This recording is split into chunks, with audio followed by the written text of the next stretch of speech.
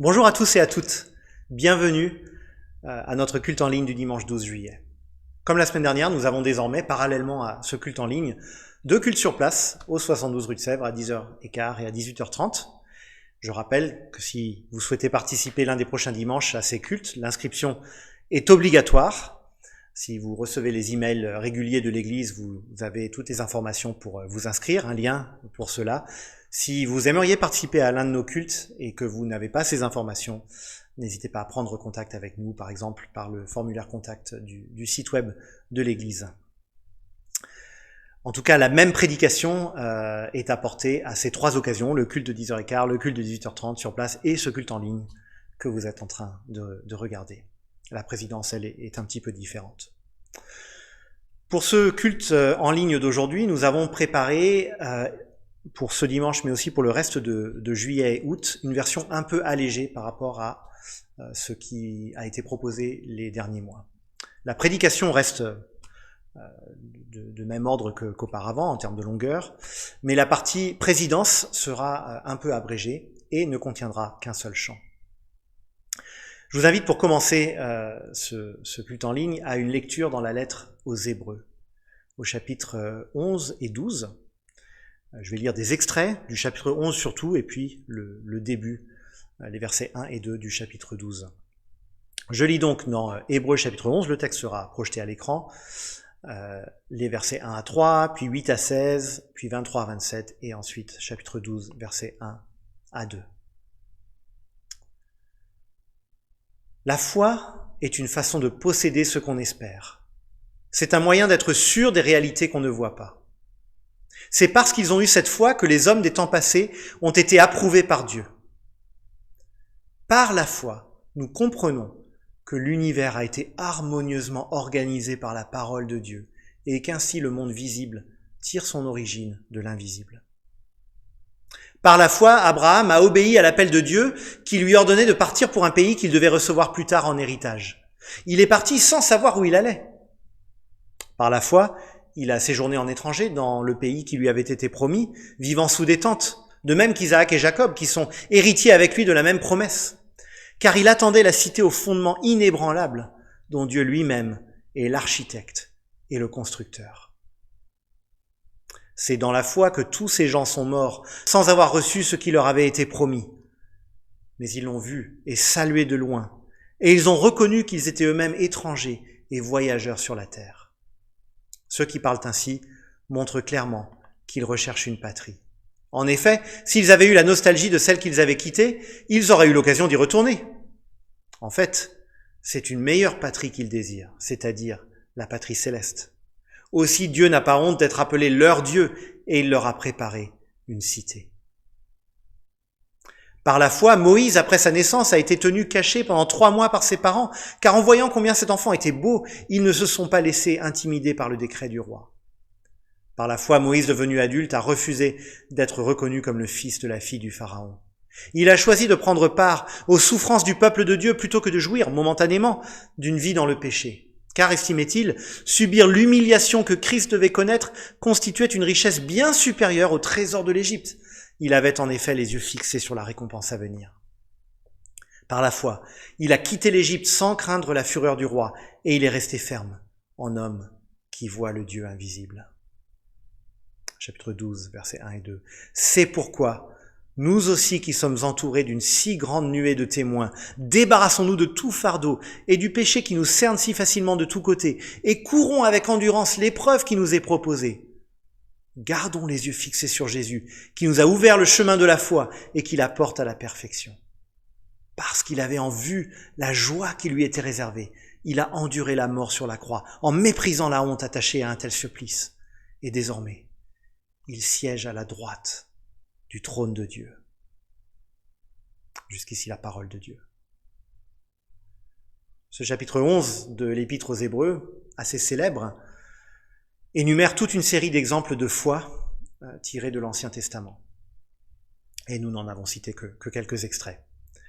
Mais la section culmine avec le début du chapitre 12 où Jésus est révélé comme celui qui donne du sens à tous ses parcours de foi. Celui qui, par sa mort et sa résurrection, a garanti que notre foi n'est pas vaine. Une chose qui ressort de ces exemples, c'est la conviction qu'avec Dieu, le meilleur est à venir, même si en attendant le chemin est difficile. La vie de foi est une vie portée par une espérance concrète, celle d'un Dieu vivant qui nous connaît et qui nous appelle à vivre pour toujours réconciliés avec lui. Puissions-nous être portés par cette espérance dans les circonstances que nous vivons actuellement et dans nos circonstances à chacun. Je vous invite à prier. Notre Dieu, notre Père, nous aussi nous voulons regarder au-delà des incertitudes du temps présent pour nous réjouir de la certitude de tes promesses. Merci parce qu'au fil de l'histoire, en Jésus-Christ, tu as prouvé ta fidélité. Merci parce que si nous pouvons persévérer, c'est parce que Jésus lui-même a persévéré. Il a emprunté seul le chemin de la croix pour subir à notre place la peine que nous méritions pour nos offenses contre toi. Merci parce qu'ainsi, il nous a acquis un plein pardon. Merci parce que ce chemin qui mène à la vie, nous pouvons l'emprunter avec confiance, sachant qu'il l'a tracé devant nous et pour nous. Père, bénis ces instants que nous vivons ensemble aujourd'hui, sur place ou à distance. Bénis la prédication de ta parole qui suivra dans quelques minutes.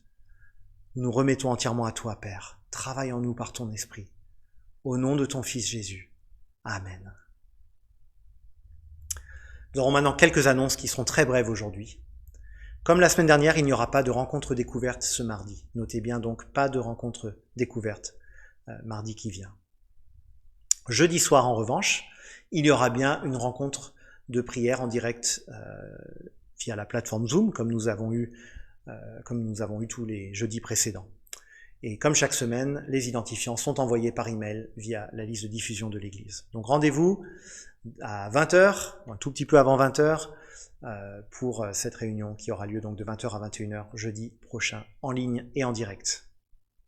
Et puis dimanche prochain, le 19 juillet, nous aurons à nouveau 2 cultes sur inscription obligatoire, une fois de plus, le premier à 10h15, le second à 18h30. Voilà pour les annonces. Je propose de prendre maintenant un instant de prière pour prier dans votre foyer si vous le souhaitez. Prière d'intercession, prière de reconnaissance à Dieu, prière de louange. Nous allons avoir dans la vidéo 2 minutes de silence que vous pouvez utiliser pour ce temps de prière. Prions.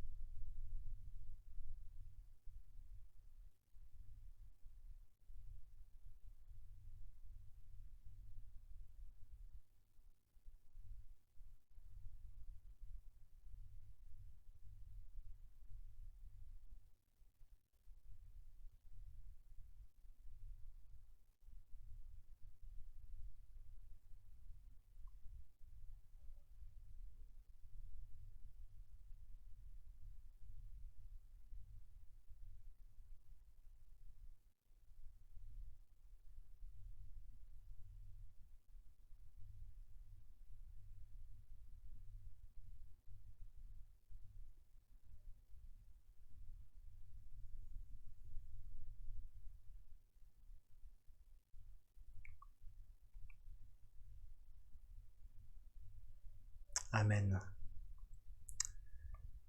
Nous passons maintenant à la prédication et je vais dire cette fois moi-même une très brève prière pour ce temps que nous allons vivre. Prions quelques instants. Père, ouvre nos cœurs par ton Saint-Esprit pour que nous puissions entendre ce que tu as à nous dire aujourd'hui par ta parole. Donne-nous de ne pas écouter puis passer à autre chose, mais de méditer cette parole qui est puissante et agissante, qu'elle puisse porter du fruit dans nos vies. Au nom de Jésus. Amen.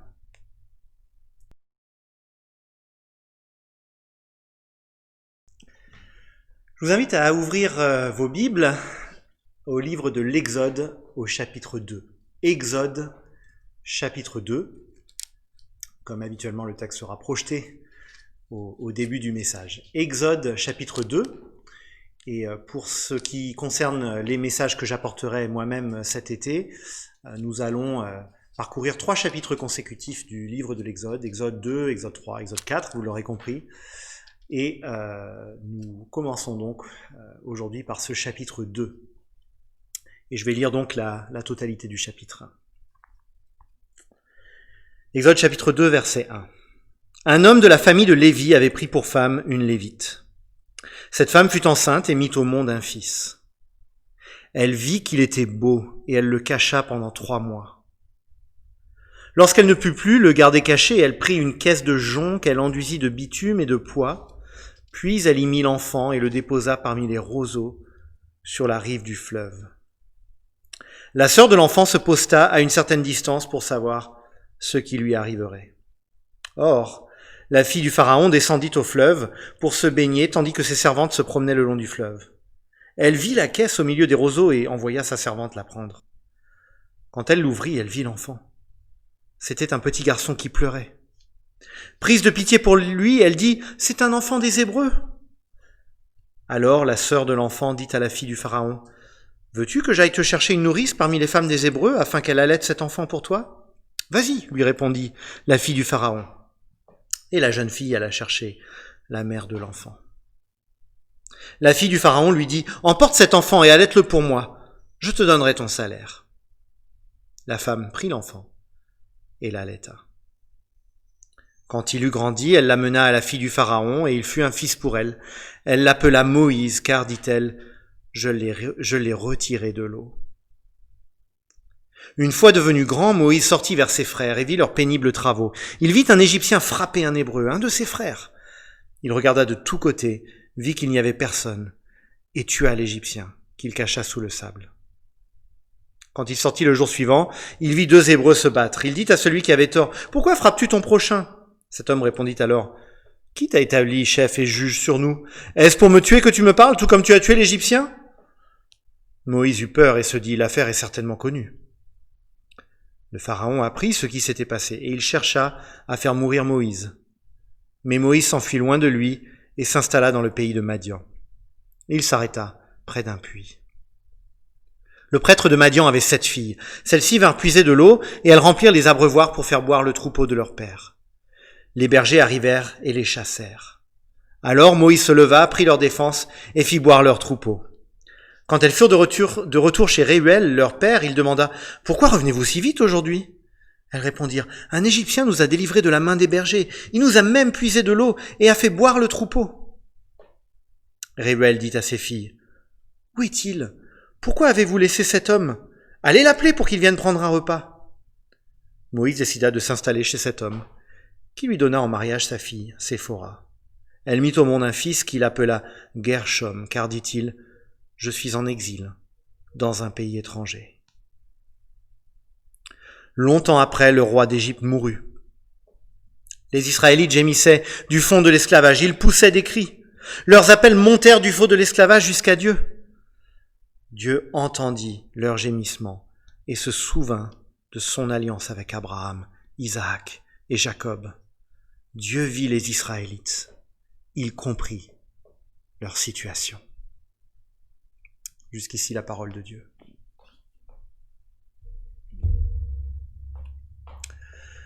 Une chose parmi d'autres que la période de confinement nous a obligés à faire, c'est d'attendre. Attendre le jour où on aurait le droit de se déplacer librement. Attendre le jour où on pourrait reprendre le travail. Attendre le jour où les enfants pourraient retourner à l'école. Attendre le jour où on pourrait revenir à l'église. Or, le fait d'être obligé d'attendre est peut-être plus difficile que jamais à notre époque où tant de choses sont instantanées et où nous comptons sur l'instantanéité de plein de choses de notre quotidien.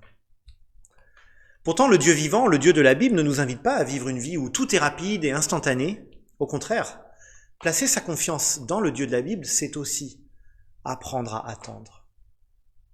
Et nous allons en voir un exemple frappant en nous penchant sur le chapitre 2 du livre de l'Exode. Ce chapitre nous parle d'une très longue attente. Plusieurs siècles avant ce récit, en Genèse chapitre 12, Dieu avait adressé des promesses majestueuses à un homme, Abraham, en lui déclarant que ses descendants seraient bénis et seraient même une source de bénédiction pour le monde entier. Mais au chapitre 1 de l'Exode, que nous n'examinerons pas aujourd'hui, plusieurs siècles ont passé depuis que Jacob et sa famille, descendants d'Abraham, Jacob, petit-fils d'Abraham donc, et sa famille, ont trouvé refuge en Égypte, suite à une famine dans le pays de Canaan où ils résidaient. Et peu à peu, la situation des descendants de Jacob, les Hébreux, va se dégrader, au point qu'ils vont être soumis à l'esclavage par les Égyptiens. Et donc l'écart entre ces promesses de Dieu qui avaient été adressées à Abraham pour une bénédiction pour son peuple et pour le monde entier, l'écart entre ces promesses et la réalité semble s'accroître. Et l'attente est longue. Pourtant, le chapitre 1 nous montre aussi que dans cette attente, Dieu est actif. Il agit comme en coulisses et il prépare le dévoilement de ses projets pour les siens. Et dans le chapitre 2, où nous arrivons, ces projets commencent à être révélés. Mais on va voir que l'attente va être encore au rendez-vous. Et j'aimerais qu'à la lumière de ce texte, nous réfléchissions à la question suivante. Comment Dieu montre-t-il sa fidélité lorsqu'il nous fait attendre ? Comment Dieu montre-t-il sa fidélité lorsqu'il nous fait attendre ? Je vous propose de considérer 3 aspects de cette fidélité que nous voyons dans ce chapitre 2.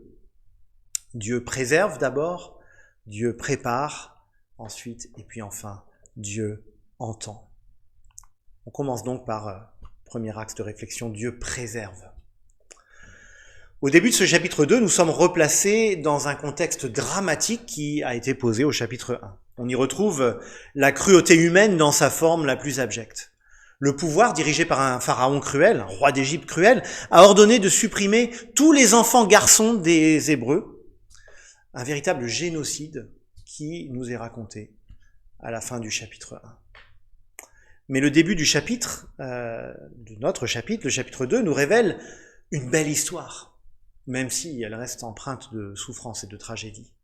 Une mère va faire un geste qui lui a sûrement terriblement coûté. Qui peut imaginer laisser son enfant dans une caisse de jonc sur un fleuve, verset 3 ? La seule chose qui pourrait pousser une mère à faire cela, c'est une situation où garder l'enfant l'expose à une mort certaine. Je lisais récemment le terrible récit des rafles qui ont eu lieu en France contre nos concitoyens juifs entre 1942 et 1944. Et j'ai lu le témoignage d'une dame qui racontait comment, à l'âge de 6 ans, ses parents l'avaient envoyée loin de chez eux, à la campagne, cachée chez des cousins éloignés. Sa maman a finalement pu la rejoindre. Son père, lui, a été arrêté et envoyé dans un camp dont il n'est pas revenu. Et on a ainsi, à une époque finalement pas si éloignée de la nôtre, de nombreux témoignages de parents qui ont dû se séparer de leurs enfants pour tenter de les sauver d'un drame terrible. Dans l'histoire de Moïse, l'histoire de cet enfant va bien se terminer, entre guillemets, en tout cas aussi bien que possible vu les circonstances. En confiant secrètement son enfant à la fille du pharaon, la maman devra renoncer bientôt à ses prérogatives de mère. Et donc ça, c'est une terrible épreuve, à n'en pas douter. On imagine ses émotions lorsqu'elle a dû amener l'enfant âgé de quelques années à la princesse. Mais elle aura le réconfort de voir son garçon grandir et de le savoir protéger. Et le bébé, qui semblait promis à une issue tragique, va non seulement être délivré, mais même connaître un renversement de situation spectaculaire en étant élevé dans la famille royale, dans la famille même du pharaon. Or, ce n'est évidemment pas pour rien que le livre de l'Exode nous raconte cette histoire. Non seulement ça nous introduit à l'homme Moïse, mais c'est également un retournement de situation à l'échelle individuelle qui anticipe sur un retournement de situation à l'échelle de tout un peuple. Dieu, on le voit à de nombreuses reprises dans la Bible, aime commencer ses grands projets à petite échelle. C'est quelque chose de frappant qu'on voit encore une fois à de nombreuses reprises. Dieu aime commencer ses grands projets à petite échelle, et c'est le cas ici. De ce petit incident qui paraît insignifiant à l'échelle de l'histoire, un enfant sauvé d'un drame, Dieu va construire une grande histoire de délivrance qui vient nous rejoindre, même nous, qui vivons des siècles et des siècles plus tard en France, aujourd'hui.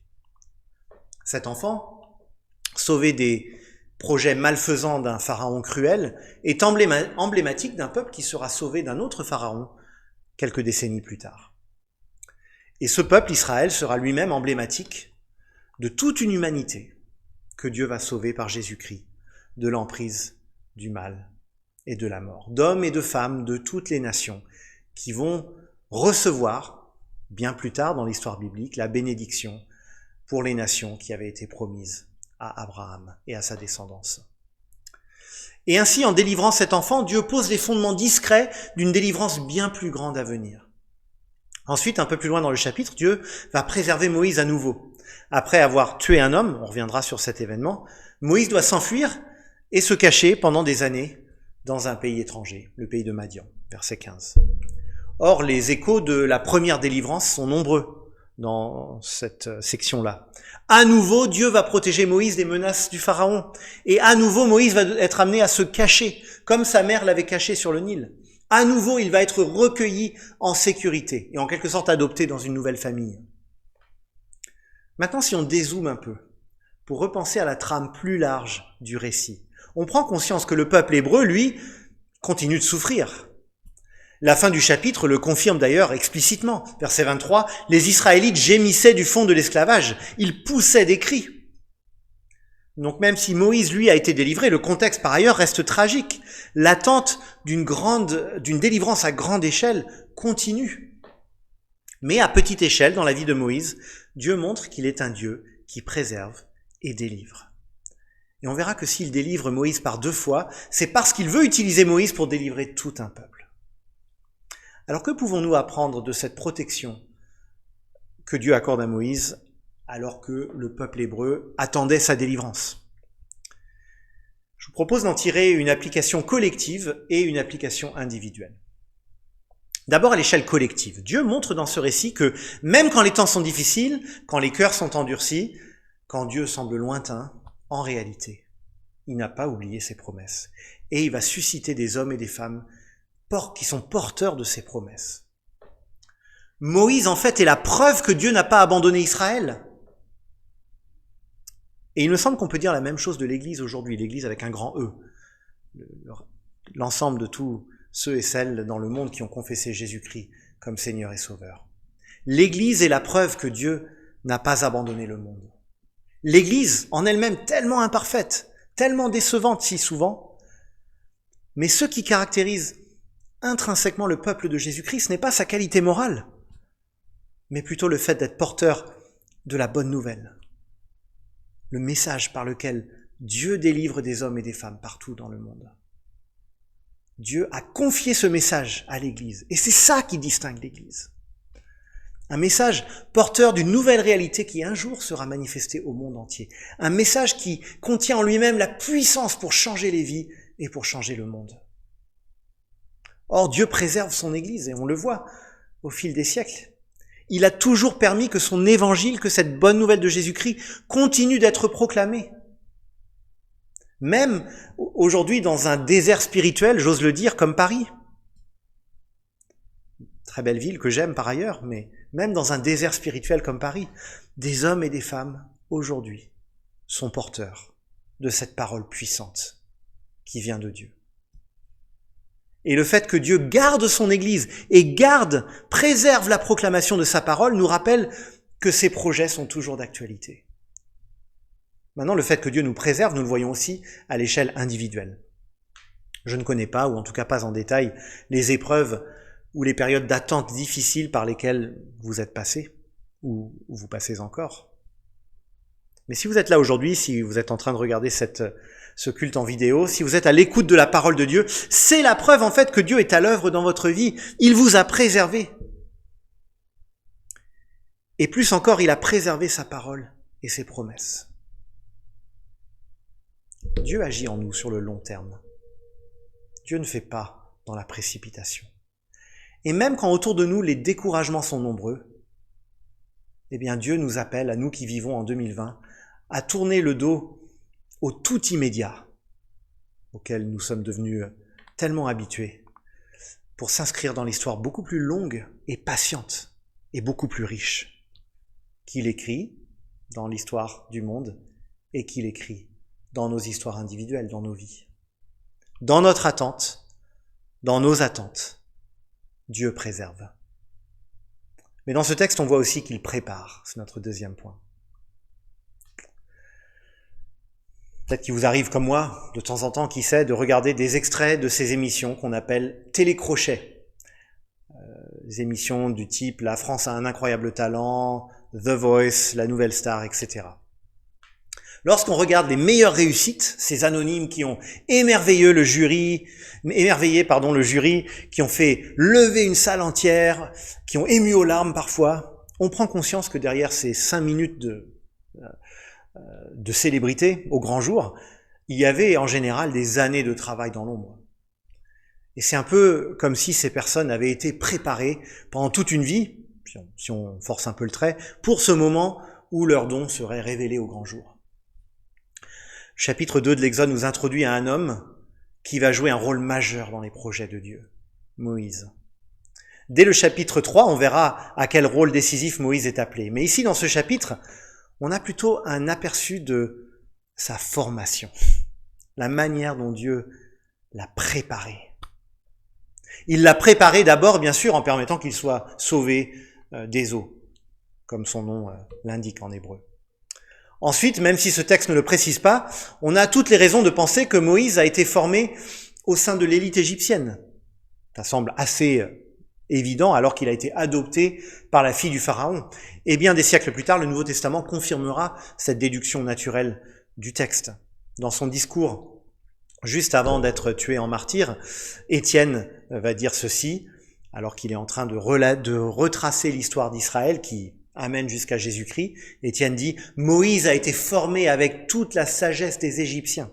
Acte 7, 22. Et l'auteur de la lettre aux Hébreux écrira pour sa part, toujours concernant Moïse, « Moïse, considérait l'humiliation attachée au Messie comme une richesse plus grande que les trésors de l'Égypte ». Hébreux 11, 26. Donc il ne fait pas de doute que Moïse a été élevé dans une situation privilégiée avec ce qu'il y avait de meilleur en Égypte. Étonnant de la part de quelqu'un qui, en définitive, allait libérer les Hébreux de l'oppression égyptienne. Mais justement, la formation de Moïse ne s'est pas arrêtée là. Dieu a fait un travail dans la vie de Moïse, dans le cœur de Moïse, pour qu'il prenne peu à peu conscience de son identité comme membre du peuple hébreu. Et on en a des indices discrets dans le texte. On le voit au verset 11. « Une fois devenu grand, Moïse sortit vers ses frères et vit leurs pénibles travaux. » Déjà, le narrateur souligne que Moïse a vu dans les Hébreux ses frères. La suite du verset est encore plus claire. Il vit un Égyptien frapper un Hébreu, un de ses frères. Moïse semble prendre peu à peu conscience que son véritable peuple, c'est le peuple hébreu. Et cette évolution de son identité va prendre un tournant dramatique lorsqu'il va tuer un Égyptien qui maltraitait un Hébreu. Verset 12. Alors il est difficile de dire dans quelle mesure c'était un acte justifié. Est-ce que l'Égyptien était en train de tuer l'Hébreu en question? Est-ce que c'était un acte justifié de la part de Moïse ou est-ce que c'est un acte condamnable? Le texte ne se prononce pas vraiment.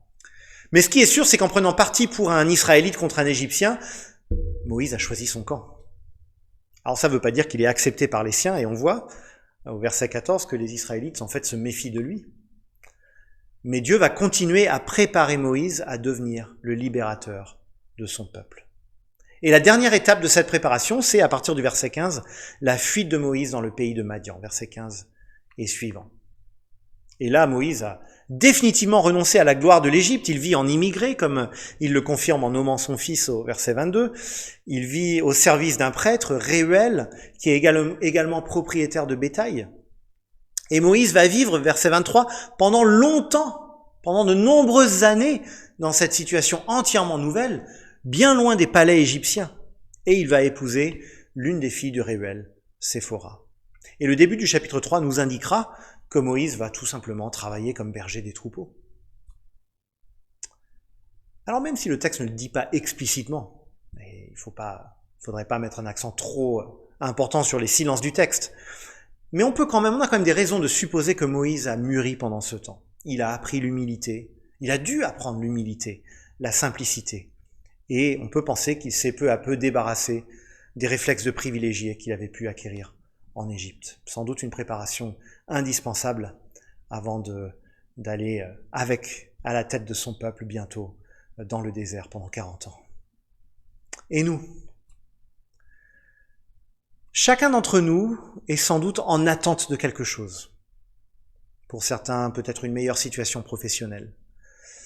Pour d'autres, peut-être la fin d'un conflit. Pour d'autres, peut-être une guérison. Peut-être un conjoint. Des enfants. Et nous attendons tous, je l'espère, que notre foi soit plus ferme, que nos hésitations, nos chutes, nos doutes laissent place à une plus grande confiance en Dieu. Nos attentes sont souvent douloureuses. Moïse a dû attendre longtemps. Mais on voit combien tout au long de cette attente, Dieu non seulement l'a préservé, comme on l'a vu au point précédent, mais l'a formé, l'a préparé pour la place qu'il lui réservait dans ses projets. Alors vous me direz que c'est peut-être un peu compliqué de comparer la situation de Moïse avec la nôtre. On n'a pas quand même cette même vocation individuelle qui a été adressée à Moïse, comme on le verra. C'est vrai.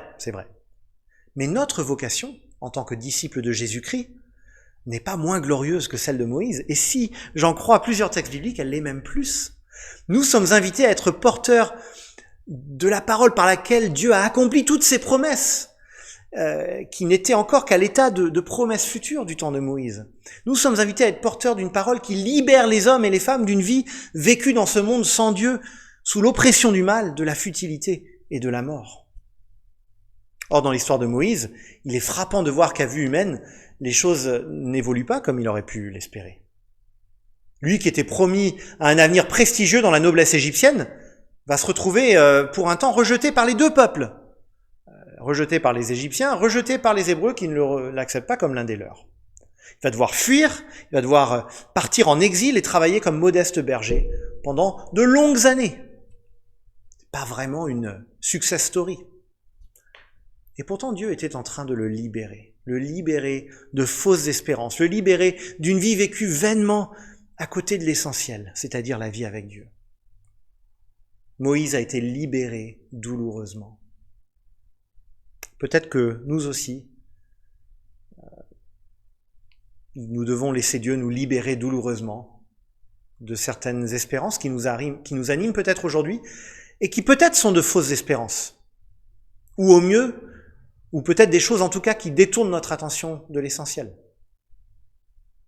Je suis évidemment pas en train de dire qu'il ne faut pas nourrir des espoirs ou avoir des ambitions dans la vie, mais peut-être que Dieu doit nous libérer de certaines choses qui nous gardent éloignés de ce qui devrait en fait être notre ambition essentielle.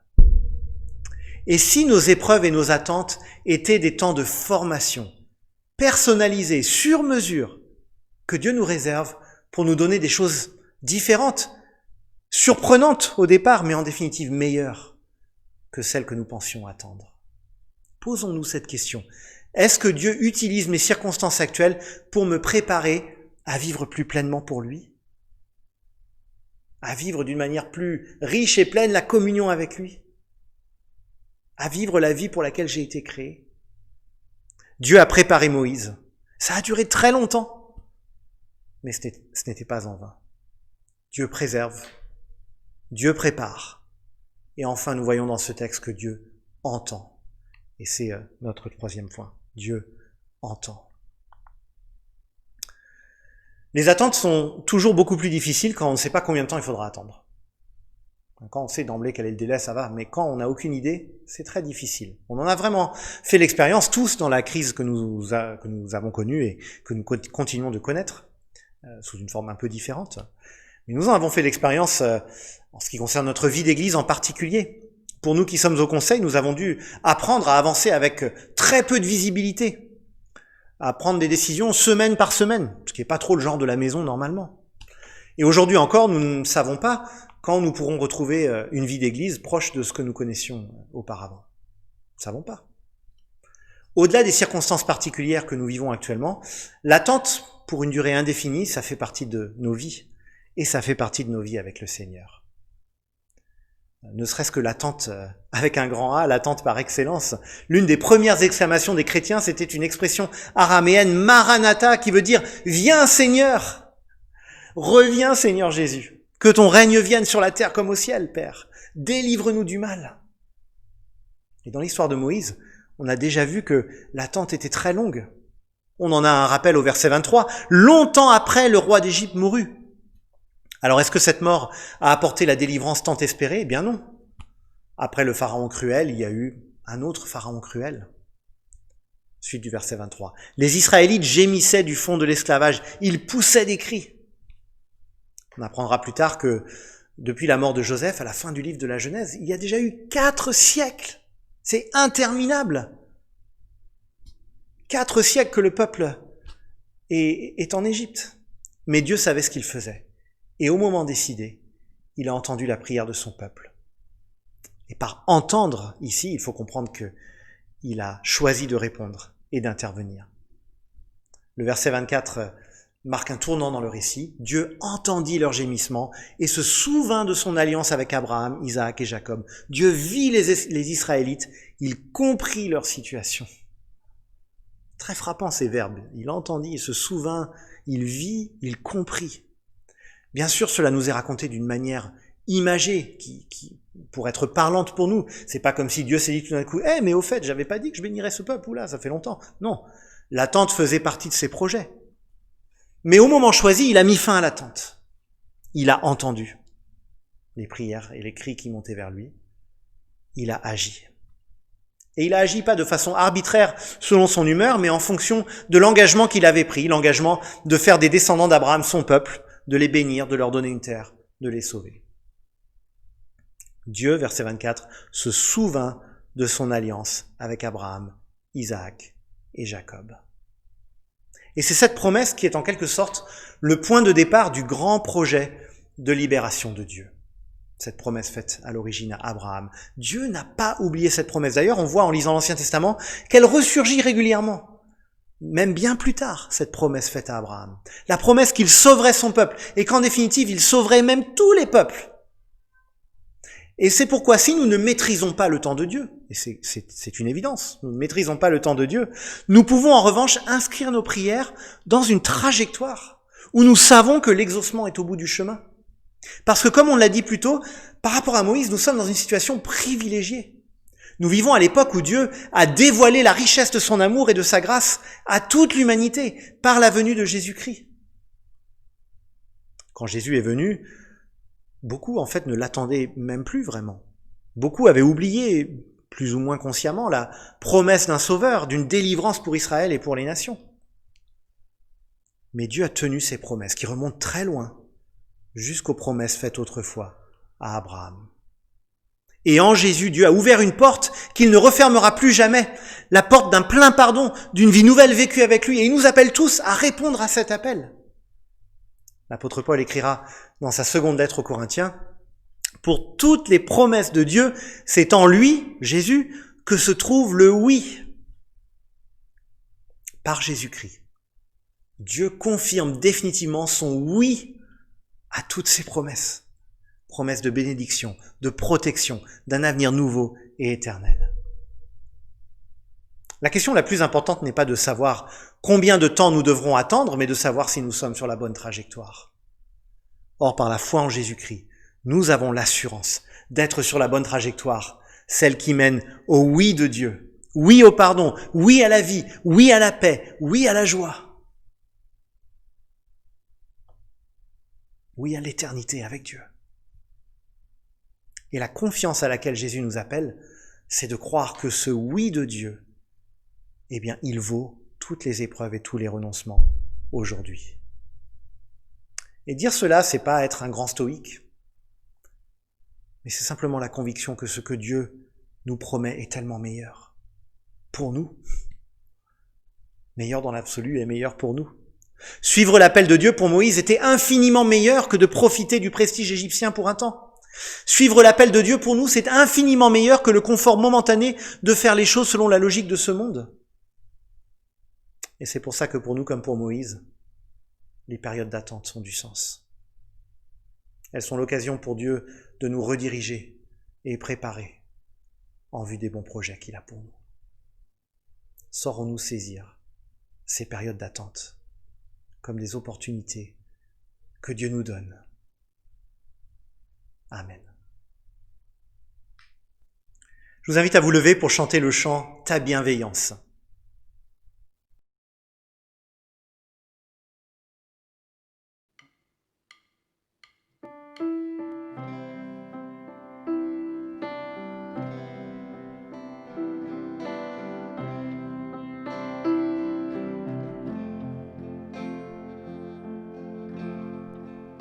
J'écouterai ce que dit Dieu, car il est droit pour qu'il écoute. Sa paix divine est sur tous ceux qui vont à lui quand vient le doute. Fidèlement, je veux le suivre, je veux marcher dans ses sentiers. Il est la main qui me délivre de la folie de mes projets. Ta bienveillance, ô Éternel, vaut mieux que tout ce que j'ai vu. Ma délivrance est sous ton aile, sur le rocher de ton salut. Ta bienveillance, ô Éternel, vaut mieux que tout ce que j'ai vu. Ma délivrance est sous ton aile, sur le rocher de ton salut. Sa gloire est proche, son règne vient, et le pays est apaisé. Lorsque la crainte est en chacun, lorsque son nom est exalté, marchons en paix, suivons son pas, en justice et en vérité. Recevons tout ce qu'il voudra, ce que sa main veut nous donner. Ta bienveillance, ô Éternel, vaut mieux que tout ce que j'ai vu. Ma délivrance est sous ton aile, sur le rocher de ton salut. Ta bienveillance, ô Éternel, vaut mieux que tout ce que j'ai vu. Ma délivrance est sous ton aile, sur le rocher de ton salut.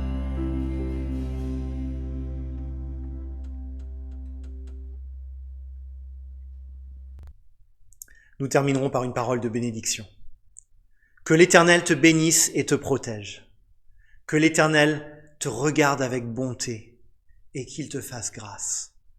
Que l'Éternel veille sur toi et t'accorde la paix. Amen. Et bon dimanche à chacun.